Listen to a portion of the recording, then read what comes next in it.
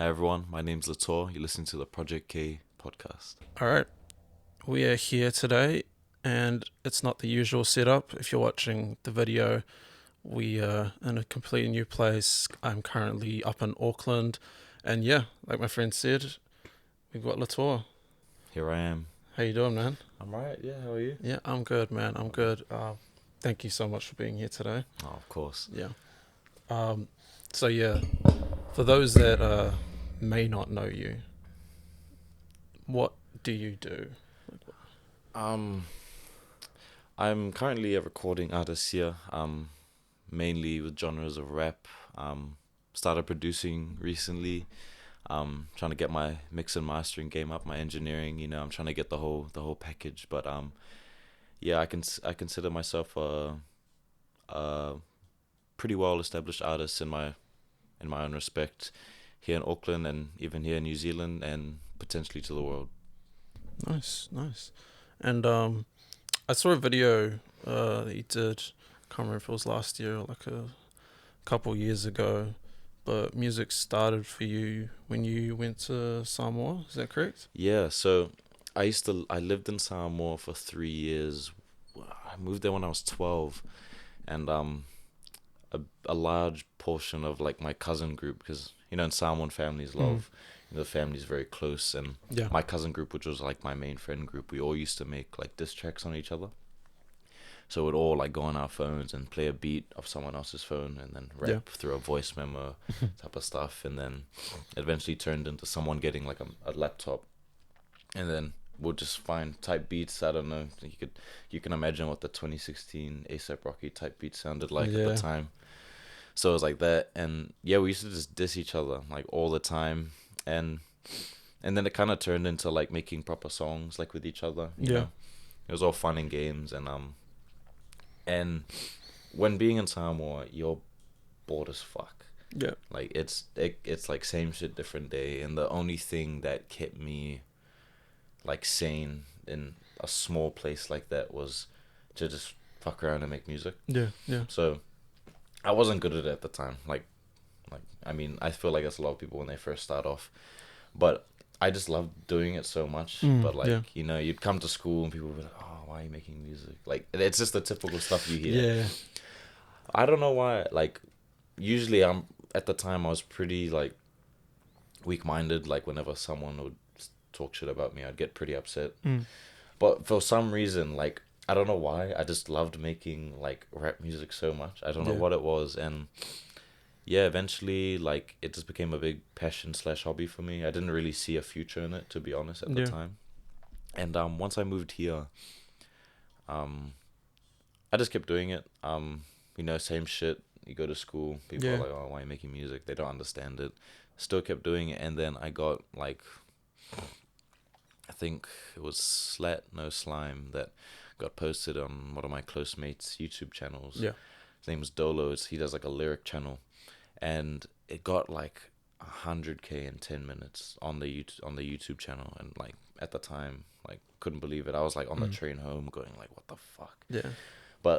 And I felt like it was just a snowball effect from there. Like more people saw word of mouth, and all these other YouTube pages, playlists, and it just all just like cradled in from there, which is kind of what started what I am today. Yeah. Was this while you're still in Samoa? Or? No, so No, I I moved to New was Zealand. back in New Zealand. Yeah. What did your parents first think of it? Because, I mean, island parents, they're not, very traditional, and like if you tell them you want to do something like music, it's Yeah, no, it was tough. Like love my mum and dad. Like they always want the best for me. But you don't see every day like a kid like go and make music and make money off it. And I don't know, they thought they didn't like bother me too much because it was like a hobby for me at the time, and so they were like da da da, and they just were happy I was having fun in Samoa, and I had like a thing to like lean towards if I was ever bored and shit.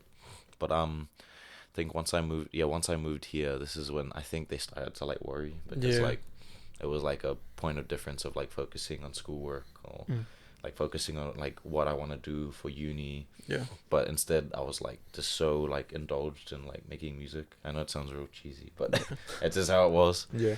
But yeah, and it got towards like year 13, I think. Oh no, year 12 I made like my first like paycheck, which was like $100 or something. Yeah.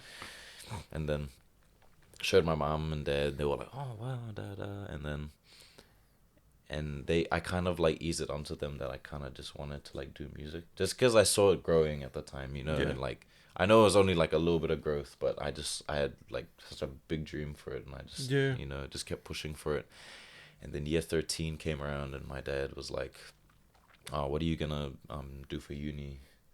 At the time, I didn't want anything to do with uni. Yeah. I hated exams. I think I was a really good school student. Like I did really well, but exams weren't my thing. Yeah. And then I had to make like I begged my dad for like a gap year to like give me a chance in music. And funny enough, I had to make him a slideshow. So like my yearly plan. Yeah. To be honest, like I'm not really good with plans. I just put it up, but I think It makes them feel better if you know you look prepared. Fake it till you make it. You know, I mean, my dad will watch this and be like, "What the fuck?" But yeah, I just made like a yearly plan. I was like on a Zoom call with my mom and dad. That's how strict they are. And I was just real passionate about it. And I think my dad was just like he just accepted it for what it was and was like, well, it's up to you. Like it's kind of like saying if you fuck up, it's on you. Like, this is what your choice. And so I took on the chest, and and from now on, like they're stoked. Yeah, I think their mindset's really changed. I can say them very proud of me. Yeah, which I hope, and yeah, that's how it's all turned out. That's cool, man. That's cool. So what year was this when you when you decided to take it like very seriously? And it was maybe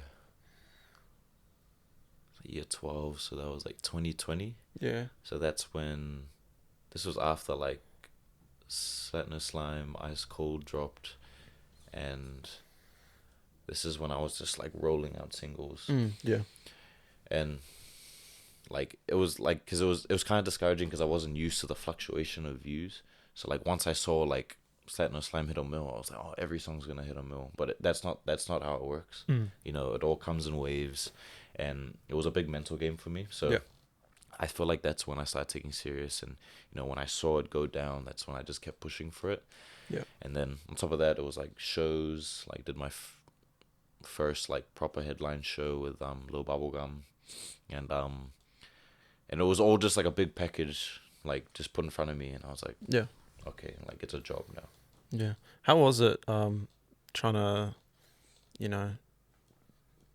do your music and like navigate your career like during that 2020 period? Because that was the pandemic and all, and that's right. Can't go out to see people and.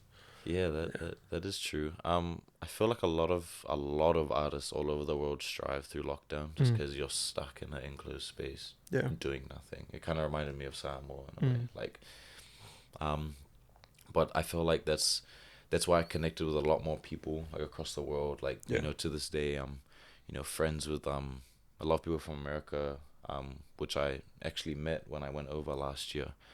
I could name a few like Cisco.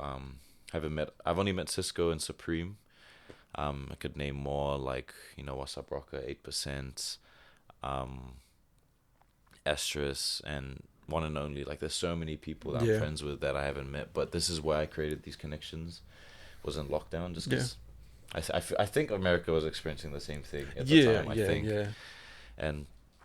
But I think it was a big year for connections and just kind of finding yourself in this creative field. Like what type of sound you wanted. So as like fucked as it was staying in your room, a part of me loved it. Yeah. So because it just like it was like a level up kind of. It's a wild time when you think back to the fact that we were actually stuck inside all the time. Fuck, it was so long. So you're a rapper, music artist. You produce quite a bit as well? Just recently actually. I've been trying to produce like ever since the start, like, Yeah. and it was just like hard to like focus on the two, so I just stuck to rapping. But Yeah. just recently, like I'd say like maybe 2 months ago, like I probably just like sat down and was like, oh, I need to learn.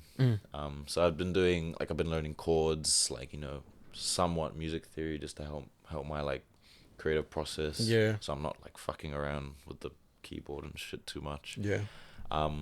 But I've started like producing a lot of plug and B, which is like not something I do that often, but I just love making like R&B chords. So Yeah. plug and B is the next best thing, in my opinion, because I love the genre. Yeah. So yeah, I think within the 2 months I've really surprised myself with what I've come up with. Yeah. Because like it took me so long to get to the point where I am, and within these 2 months it's like improved at a larger rate, in my opinion. Yeah. So, I'm sending it out to all my friends, and, I'm talking to a lot of my producer mates, like seeing what I can do right, asking them for drum kits and all that type of stuff. So Yeah. I feel like I'm on the right track. I'll eventually, my plan is to eventually just self-produce, Yeah. just to put that on the CV type Yeah. of thing. But yeah. Is that the same with like mixing and mastering your own stuff as well? Yeah. Yeah. Oh, I mean, I think to this day, besides when I work with Dozy Doe, Dozy Doe's the man. He'll produce, mix, master, and it comes out like perfect. Yeah. And so, besides him, like if I'm ever working with like overseas producers or like YouTube producers, like I'll always try my best to like just mix and master it myself. Just to, just to. I know it's hard because a lot of artists want that industry quality, and I feel like there's an art in seeing people notice your improvement in mixing and mastering yourself. So like, if you have noticed, like from coming from Satno Slime to say, what's the last song I mixed? Can't Have, which I released a few months ago. Like the difference in mixing and mastering that I've done has improved a lot, and I feel like some people appreciate that, and so that's kind of what motivates me in the back of my head. Yeah. And I think eventually, like, it will hit that industry standard if I just keep doing it. Yeah. So do you reckon it helps to, be around like, very experienced producers like Dozy Doe, and, just learning off them, and because you collaborate with them quite a bit. Yeah. I mean, there's one point every week I was over. But yeah, to be honest, I've learned a lot of my producing and mixing and mastering techniques from him. Actually, he is a genius. Like, his methods are very unorthodox. Like, we call him the distortion man. Is like everything's distorted, but like in a good way. I don't know how he does it, but I don't touch that. I don't touch the distortion too much, but he adds distortion to the master. Like, I'm just like, oh, okay. But nah, he teaches me a lot, and he's very open with it. Like, he's always keen to teach me and all that. But yeah, it's been pretty good. I'm actually gonna probably head to his next week. Yeah.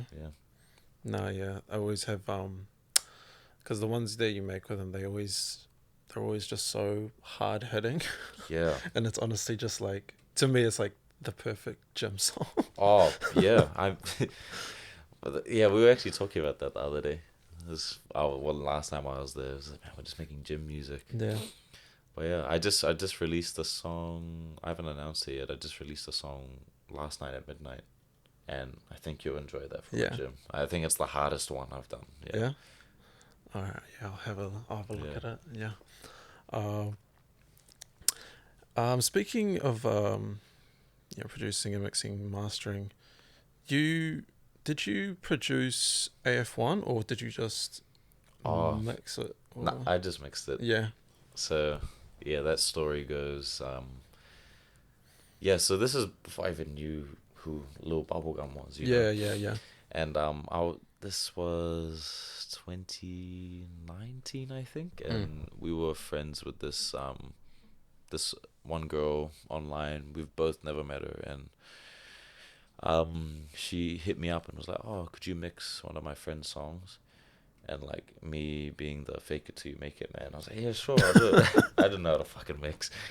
And then I was like, oh, this guy Lil Bubblegum. And I was like, oh, what kind of name is that? I was the biggest hater back then. Yeah.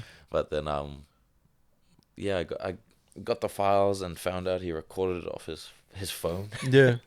And I was like, what the fuck? Like, this was like not the like a good situation to be in when I don't know how to mix. And Yeah. on top of that, he's recording off a phone. And then yeah, he sends it to me, and I'm just sweating my balls off, like promising him, yeah, I can mix this beat. And then I just did it, and I think I was happy with it at the time, and he was happy with it. We didn't know what a good standard was, Yeah. so we were like stoked, like yeah, sweet. Went on with it, and then he posts it, and it like blows up, Yeah. and I was like, what the fuck? What's that? It was so surreal at the time because like I didn't have a song yet that kind of popped off. I was getting like 2,000 views on SoundCloud type Yeah. of thing. And yeah, it was just like kind of like weird. And then he just kept asking me like to make music with him. Like we made, what was the first song we made together? I can't remember. I think it might have been Rambo. I think it was Rambo. And yeah, from then he used to just make random songs together. Never met each other, so it was just like that. And I think at one point I tried to charge him for mixing and mastering it. I was like, I'm trying to get my bag. And I was like, oh, $15. And then he was like, oh, too young. I don't have PayPal. I mean, I was just using my sister's one. Yeah. Yeah. And I was like, fuck, I really want $15. So I was trying to hustle him for $15. And I was like, why am I doing that?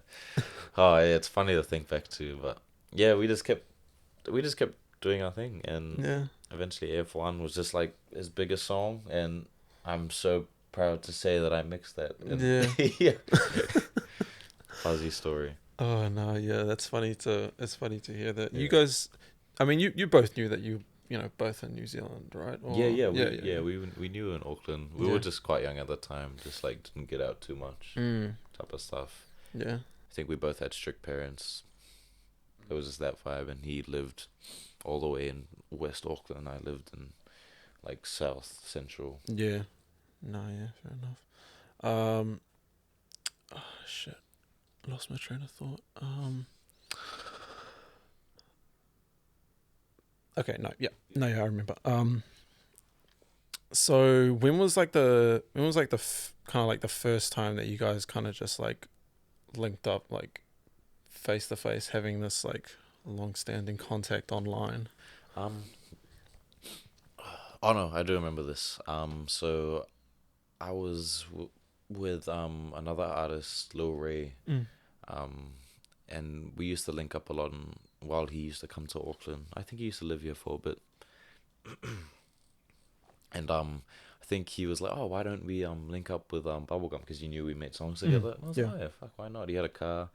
So I hit him up. I was like, oh, I'm keen to like come to the studio, like I don't know, just make a music together. Yeah. I'm not used to making music with people like in a full studio, Yeah. so it was a bit weird. But yeah, we went and picked them up. Went to the studio, and I gotta say it was kind of weird. You know, it's always weird meeting people for the first time. It's always that, you know, that barrier you need to break. So we're all kind of just like breaking that barrier. But it's funny, like our style back then was horrendous. He was the feeler soldier. I always call him that, but I was also the fucking. I used to just wear like anime clothes. Like it's funny to look back to. Yeah. But yeah, that was the first day we met. Just at that studio, and yeah, I think we just kept that rolling from there. Yeah. No, yeah, it's cool to see the music that you guys have made over the years, because you can tell that, you know, there are some artists that kind of just like, you can tell that, you know, the relationship they have with the person they collaborate with, and it kind of just works. And I see that quite a bit with your guys' music. Yeah. I think it also helps that I feel like there's a lot of artists, you know, just anywhere in the industry that do it solely for the work. Yeah.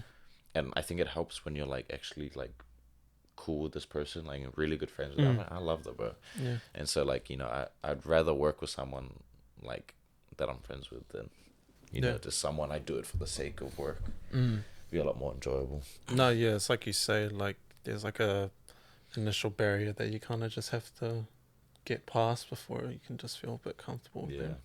For sure. How have you found it, like doing music in New Zealand and that kind of stuff, like kind of just navigating the scene on your own? And in my opinion, I hate this scene. Yeah, I like. Yeah, I don't know. It's just the industry's hard to break. The listeners here are hard to, kind of like. Well, how can I say it? Like touch. Like okay, that sounds weird. No, like they're just hard to get through to. Like you get. I mean, everyone goes on about it. Tall poppy syndrome. They see someone win, they want to pull them back down, type of thing. Me and Bubblegum always talk about it, and it's just you see it on TikTok. To be honest, I mean, because we make TikToks and like we want people to be angry, but it's the amount of hate is hilarious. Like, you just get so many people. I mean, I know that's TikTok culture, but it's like but even just like on Instagram, so many hate messages, YouTube comments, and they're all from New Zealand. You can tell by the way by how certain people comment. Yeah. And I mean, on top of that, it's just hard to like in the literal industry here, like the professional industry. I feel like for me, I feel like I'm stuck in the underground. I'm not necessarily mad about it. Like, I enjoy being, the gym. But it's hard to like, for example, make festivals. Like, it's really hard to crack that. I try my best to, email the right people, blah, blah, blah, but it's really hard to crack. But I just find it a bit too difficult. Like, compared to a lot more places where, like, connecting with people is a lot more easier. Like, I could name LA. Like, when I went for my trip, like, it was so much more easier to connect with people than I can connect with here, because everyone's just on edge. I don't know. There's always some sort of favoritism towards artists. Not complaining. That's always a factor in a lot of things. And it's just collectively all of that stuff just kind of annoys me compared to a lot more places in the world. Like, I feel like Australia is a bigger level up. And one thing you notice about a lot of blow up New Zealand artists is that they don't accommodate to New Zealand. They accommodate to the world. Yeah. For example, like Lord, Benny, they do their thing. They go out. They're not, stuck on this New Zealand wave. Yeah. And I feel like that's a formula that is good to follow and work off. Yeah. No, yeah, I feel like in New Zealand especially, there's a certain sound that, people like and they favor, and, when, like you said, when one of them makes it here and then goes overseas, like, the people here are looking for that next person who's exactly like, like a Lord or a Benny. Yeah. And you've got artists like, like yourself and others in that scene that do great numbers, but the music, because the genre is just not too favored. Yeah. It's quite, I guess, annoying to see at times. But I mean, like you said, that's just how it is. Yeah, that's just how it is. I mean, people always have their favorite genres. I mean, like, I think aesthetic rap's definitely not a known genre. No. I'm not complaining. Like, people are entitled to their own opinion on what their favorite music is. I'm not telling people to like aesthetic rap. Like, it's all that. But I just, if I can support anyone in the creative realm without, hating, like, I just feel like there's no room for hate. Like, it's that's the only thing I complain about. It's just so much hate. It doesn't have to be like that you don't favor a certain genre. It's just there's so much hate in New Zealand that I don't enjoy. No, it's unfortunate. It's an unfortunate, like, I don't want to call it culture, but it's kind of part of it here now. It is what it is. Yeah. What we were just talking about Tall Poppy and that, and trying to get through the scene here in New Zealand, but like, what other issues have you kind of found or kind of experienced along the way, especially with the the type of music that you make? I mean, not naming any names, I've experienced a lot of like envy from a lot of people, and I consider myself a pretty nice guy. Like, I don't want to make people angry. I'm not trying to, like, one up anyone, But I think I've experienced a lot of jealousy from people, which leads to hate, obviously. And it's a lot of like, people in the industry, and it's just kind of hard because I know I'm a good person, but it's just I can't control that. Like if they want to envy it, then they envy it. But to be honest, it's just yeah, everything I've named is just what I've really just encountered. Yeah. And then on top of that, there's just a lot of jealousy when I like to support a lot more creatives in New Zealand. But yeah. Have you ever thought of like just jumping ship and just leaving New Zealand?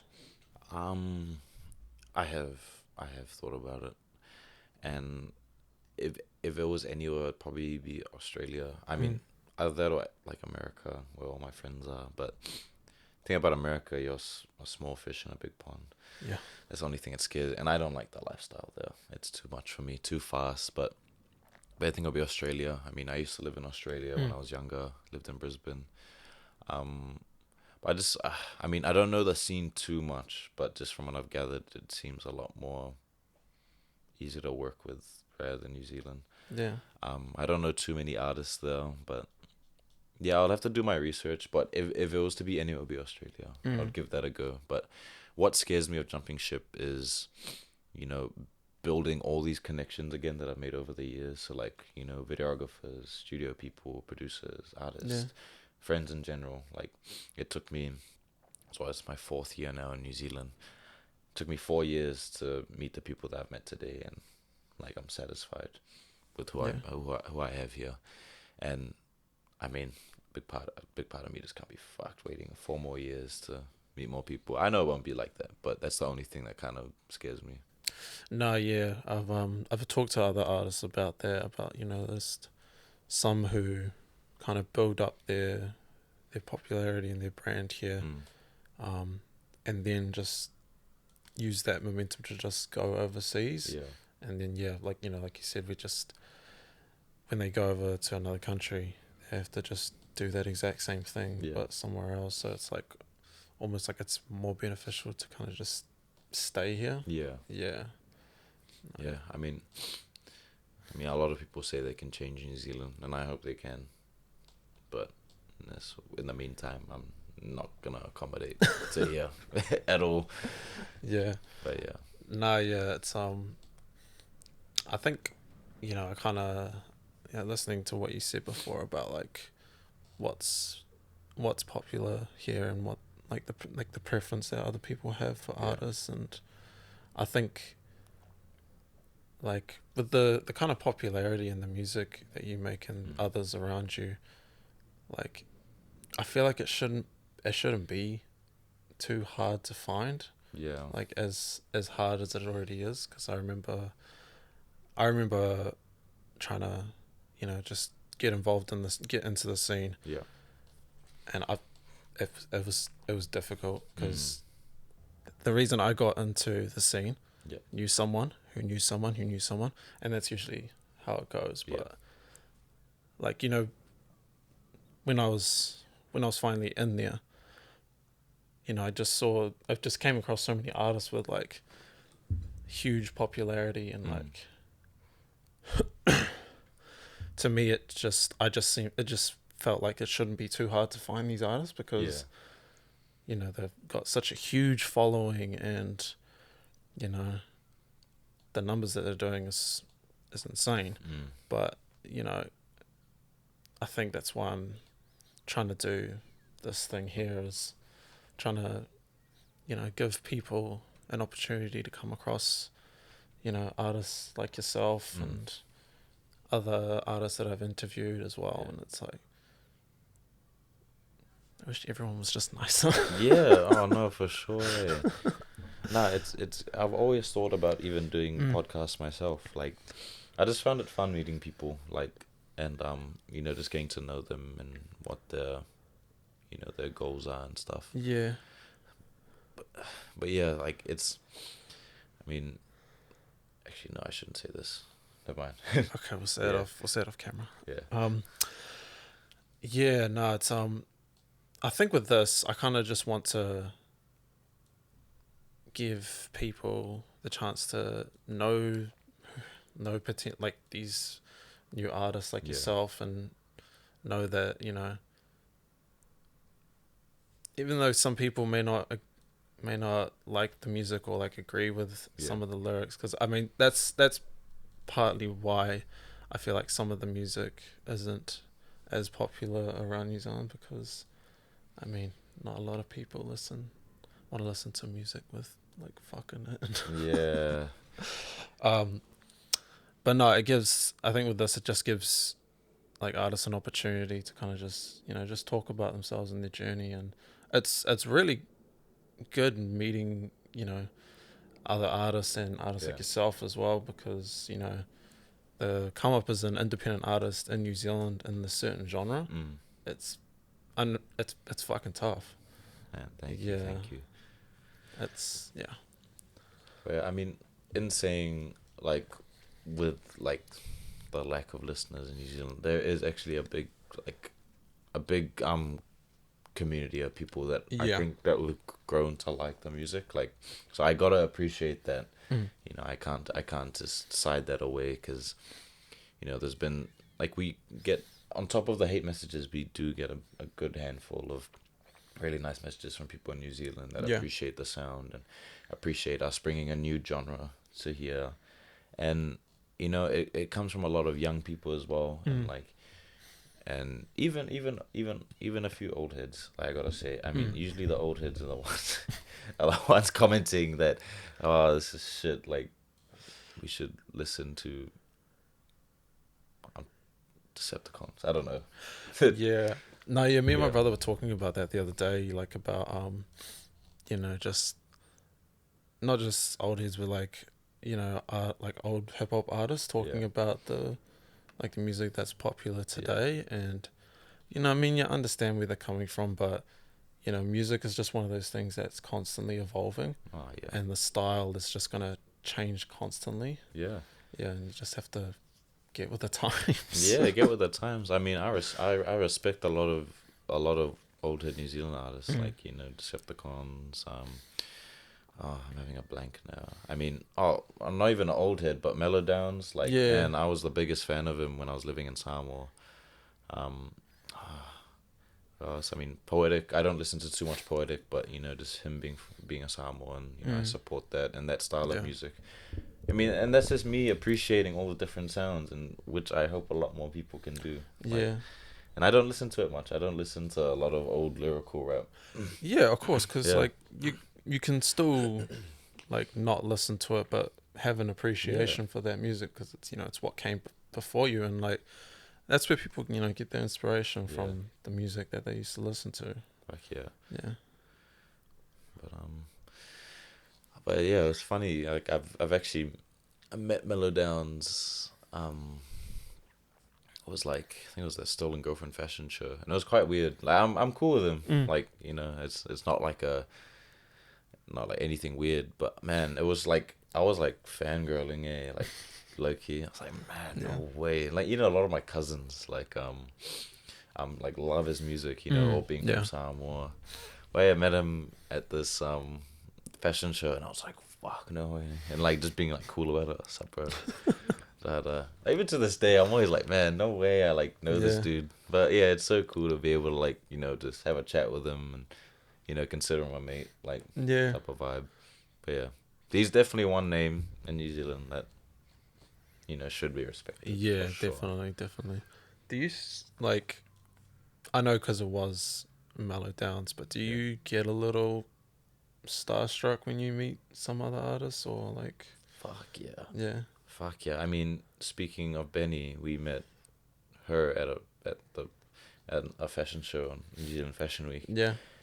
And like, I was like standing out front with bubblegum, and I was like, is that fucking Benny?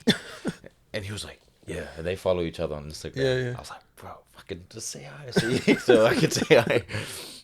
But yeah, it was fucking. But like, so yeah, how it rolled out. I mean, because I'm a big fan. I love her music, and yeah, we were like sitting down in like the artist area of the fashion show, and she was like 5 seats down. Yeah.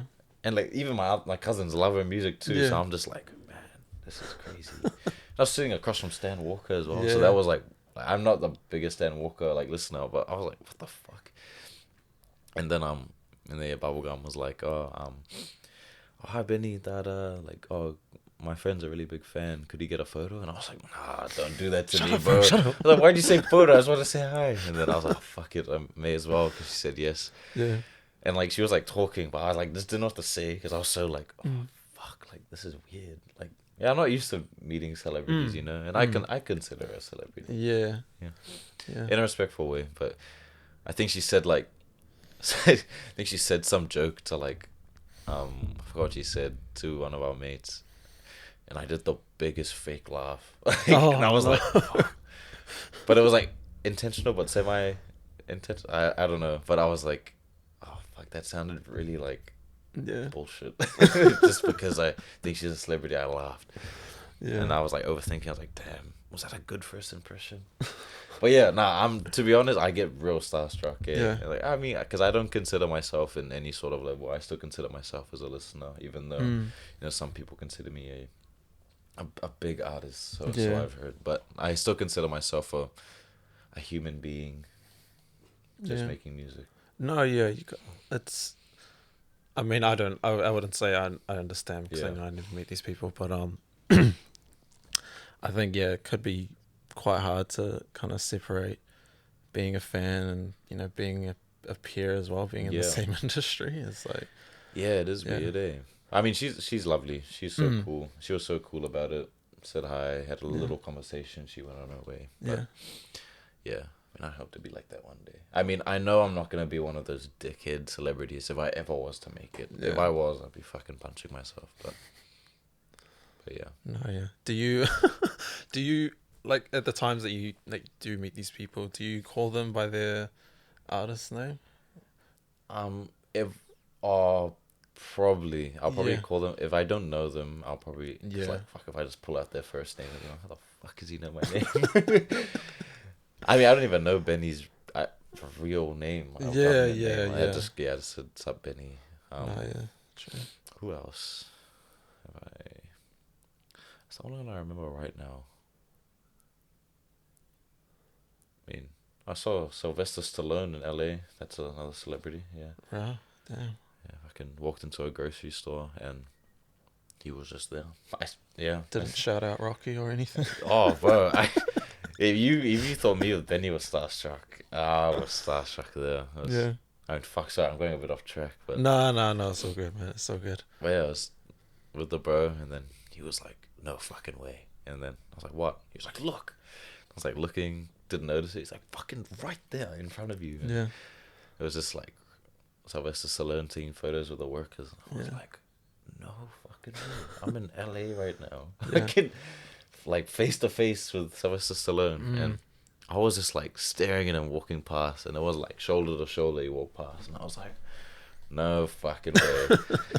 And then he was like, why don't you go take a photo? And fucking I was like, nah, I don't want to be that guy. Like, you know, I'm a Kiwi. I don't bother people. Yeah. Do you think it's a bit like that? Like, you know, in terms of like seeing famous people around, it's just like.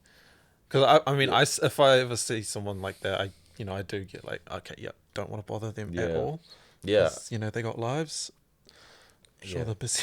I think it's definitely a good thing. Yeah, like, I think it is a lot of respect. I mean, I don't think there's nothing wrong with taking a photo and just asking nicely. Yeah. Because what I saw, we ended up following him. Because I was like, fuck, I want a photo. Yeah. And then I was like behind him. I was about to like jog up and like tap his shoulder, and then this is when like the American like fan base or like fan culture comes about. Guy pulls up in his car. He's like, "Yo, Rocky, da da da," and then he just gets swarmed. And there's people just like going up next to him, like taking selfie videos, like, "Hey, how we doing?" Like, and he just, Sylvester Stallone looked fucking like he was not having it, eh? Yeah.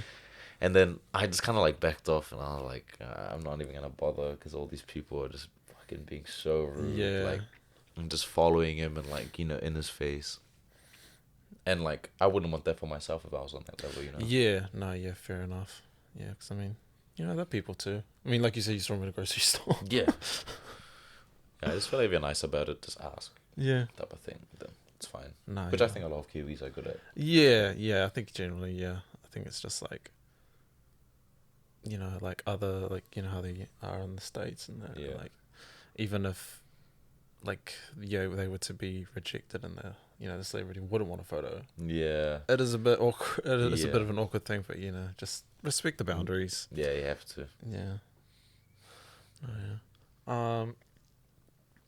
So what is the rest of just keep it completely jumping back to topics. What does the rest of like 2023 look like for you? Because I mean the year's pretty much nearly a few months time and it'll be done. Yeah. I mean, I'm never too big on plans. I'm really true to keep just going with the flow. I think my main goal for me this year was a bit more like on the spiritual side. And it was like finding a sound that I enjoyed making while other people enjoyed listening to. Yeah. A big part of like my career, I was struggling with not enjoying making aesthetic rap. Yeah. But I did it just because people enjoyed it. And so I think this year was a big year for finding that sound, which I think I have. And I've always been in favor of artists that can make different sounds. I mean, different, like, subgenres, genres. And, I think it just boosts their creative quality, and if they can bounce around all these different styles. So, yeah, I think I kind of stuck to this, Memphis funk, like, not like funk, what you hear today, like Memphis funk. Still a bit of aesthetic rap. A little bit of plug and B here and there, but definitely the more harder hitting styles I think I'm capitalizing on, and I enjoy making it. I love screaming at a mic. It's fun as fuck, and I think I just grew out of that aesthetic, monotone violin beat type of music. So, and I think for the end of this year, I just want to solidify that sound, and just have fun with it. Hopefully make a festival. We'll see. If not, then oh well, try again next year. And yeah, just go with the flow. I think this is a more spiritual year for me. Yeah, no, that's good, because I was just gonna say, like, how hard is it to kind of just like, just focus on their like mental side and kind of just like try and stray away from music that you made that was really popular to kind of mold yourself into like a sound that's really you. It was tougher than I thought. Like, I was pretty like down bad at the time, just like overthinking if I'm making the right decision, or just like just sitting down and making a song that I didn't like but I knew people would like. It was just, I hated it.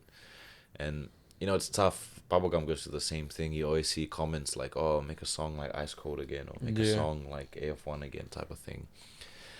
And it's like they don't mean any harm, but like it's just all in your head. Like, you're just like, oh fuck, like, do they not like this? And so it was hard. It was really hard. And like when you'd release a new style, a lot of people, it's like starting all over again. A lot of people didn't like it. Yeah, but you just kind of have to force your way into it. But yeah, it was a big, large portion of my career where I was just like exhausted, and just treating it like a job when truly it was a passion. Like, there was a point I just didn't enjoy it. I almost quit, like, at a certain point, but I just thought I'd do something about it, and if it doesn't work out, then shit, oh well. No, but it's good to kind of just, bring it back to why you're actually doing it. Doing it for, the love of it. And if you're not making music that you love, then, kind of just lose it. Well, on top of that, one lesson I got taught, I think I went a studio session in America, I forgot his name, but he asked me why I made music, and like, I feel like a lot of people say, oh, I love doing it. He's like, oh, what about money?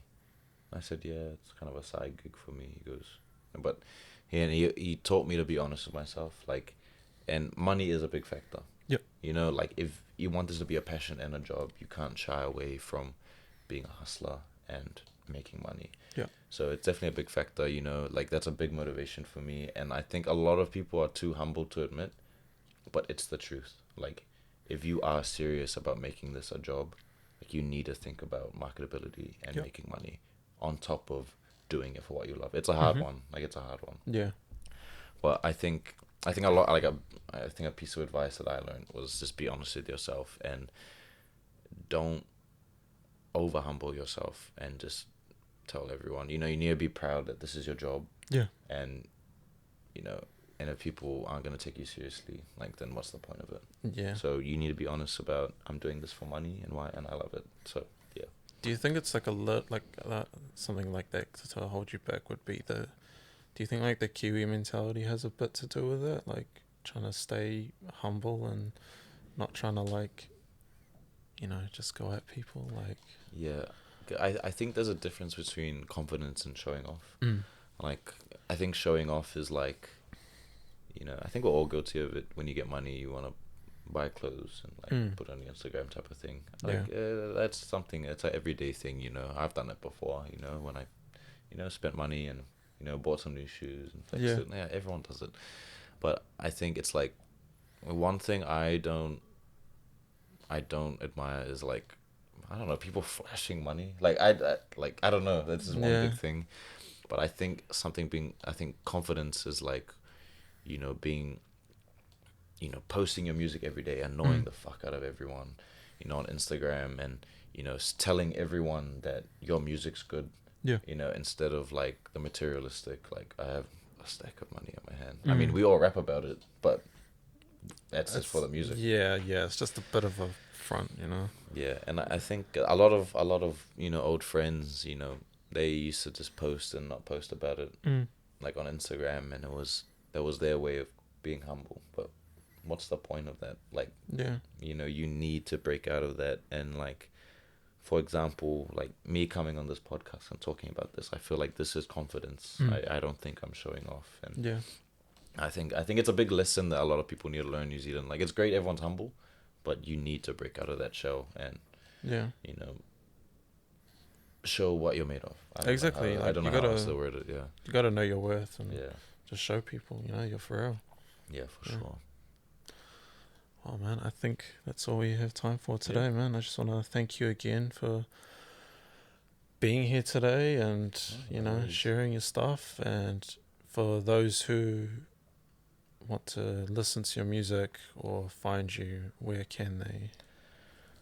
Well, it's every platform you can think of. You just type in Letoa and it should be at the top of the page. I'd hope. But yeah, I dropped a new song today, or whatever date this is, the 15th. Go stream that. It's called Rest in Peace. Yeah. Thanks, man. All right. Of course. That's us.